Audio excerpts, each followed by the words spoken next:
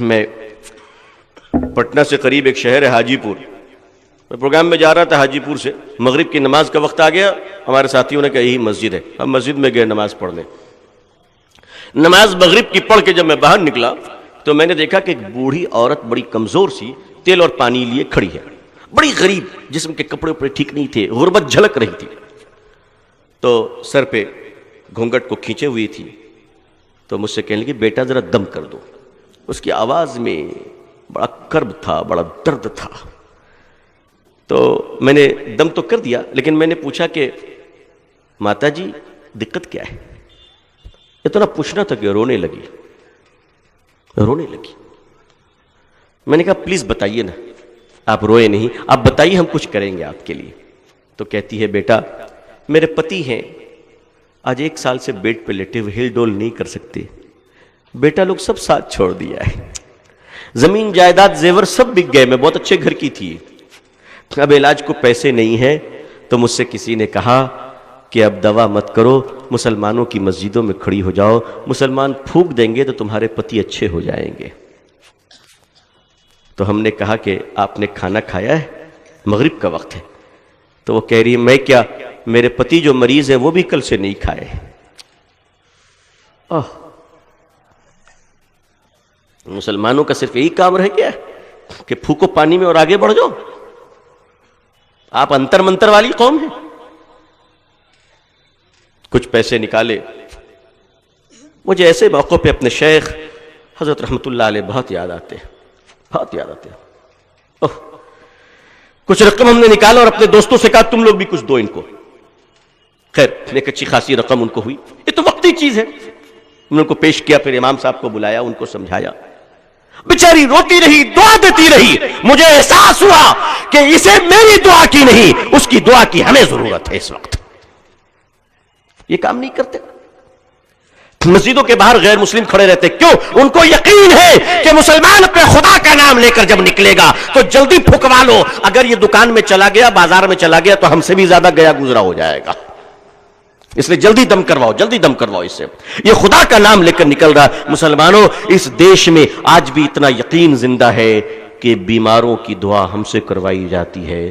تھوڑا آگے بڑھ جاؤ اور لوگوں، یہاں کے لوگوں نے 33 کروڑ خداؤں کی پوجا شروع کر دی۔ مسلمانوں 33 کروڑ خدا کو ماننے والے لوگوں کے سامنے تم ایک خدا کا تعارف نہیں کرا سکے۔ یہ تمہارا تغافل، یہ تمہاری کمی، یہ ہمارا جرم، یہ ہمارا قصور کہ میں ایک خدا کا تعارف نہیں کرا سکے۔ کیوں؟ اور خدا کا تعارف تقریروں سے نہیں، کردار اور کریکٹر سے کرائے جائیں گے۔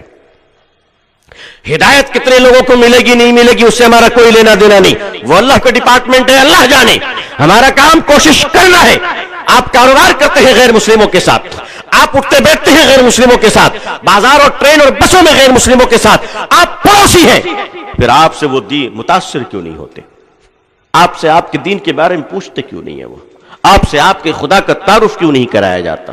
کیا وجہ ہے؟ آپ بتاتے کیوں نہیں ہیں؟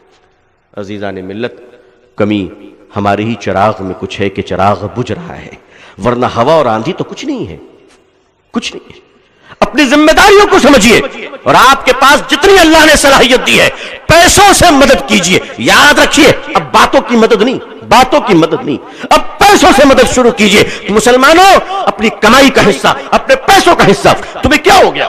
تم کما کر آتے ہو باہر سے اور بیٹی کی شادی کرنی ہے تو کہتے ہو کہ اس طرح کی شادی کریں کہ لوگوں کو پتہ چلے کہ سنگاپور یہاں نظر آ رہا ہے، ملیشیا یہاں نظر آ رہا ہے، برونائی کا پیسہ نظر آ رہا ہے۔ مسلمانوں تم وہی قوم ہو نا کہ اپنی بیٹی کی شادی میں دیکھ پر دیکھ چڑھتی ہے، دیکھیں اترتی ہے، پنڈال سجے ہیں اور پنڈالوں میں سب چنڈال نظر آ رہے ہیں، اور دیگوں کی بریانی ڈکاری جا رہی ہے، بوٹیاں پھینکی جا رہی ہے، چاول پھینکے جا رہے ہیں، کھانے والے شکم شیر ہو رہے ہیں، کوئی باورچی کی تعریف کر رہا ہے تو کوئی میزبان کی تعریف کر رہا ہے۔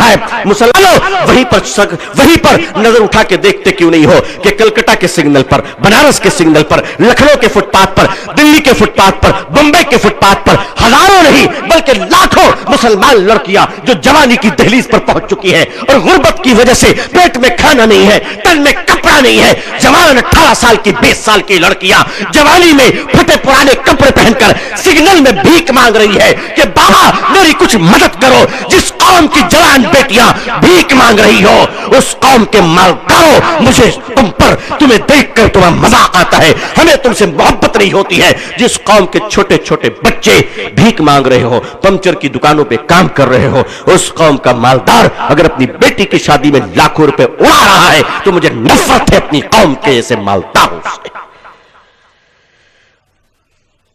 آپ کو اپنی قوم کے درد کا احساس نہیں ہے؟ ذرا سی دولت آ گئی، اپنا مکان کیا بنا لیا، پڑوسی کے آنگن میں جھانکنے کا لائسنس مل گیا ہے۔ مسلمانوں تمہیں کیا ہو گیا؟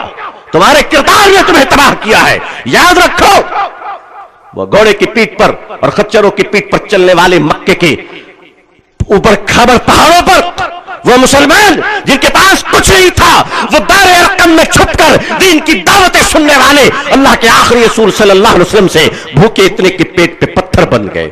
ہجرت کی تو سر و سامان کچھ نہیں تھا، مگر کون جانتا تھا کہ یہ بھوکے لوگ، یہ کم کپڑوں میں رہنے والے لوگ، یہ جانوروں کو چرانے والے لوگ، ان کی تربیت محمد رسول اللہ صلی اللہ علیہ وسلم ایسی کر رہے ہیں کہ ایک وقت آئے گا کہ ان بھوکے اور کم کپڑوں میں رہنے والوں کے قدموں پہ کیسر و کسرا کے تاج آ جائیں گے۔